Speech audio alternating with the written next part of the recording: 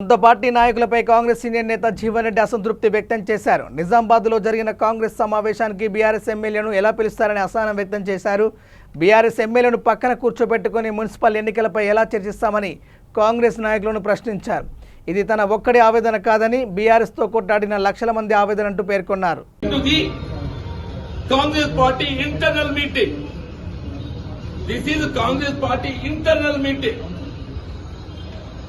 Congress party అంతర్గత సమావేశానికి ఏదైతుందో వేరే రాజకీయ పార్టీ మన ప్రత్యర్థి పార్టీ, బీఆర్ఎస్ పార్టీ మన ప్రత్యర్థి పార్టీ, మన ప్రత్యర్థి పార్టీ శాసన పక్కన పిలుస్తుడు పెట్టుకొని మన అంతర్గత సమావేశం స్థానికతో ఎదుర్కొన్న అంశంపై ఎట్లా చర్చిస్తామే?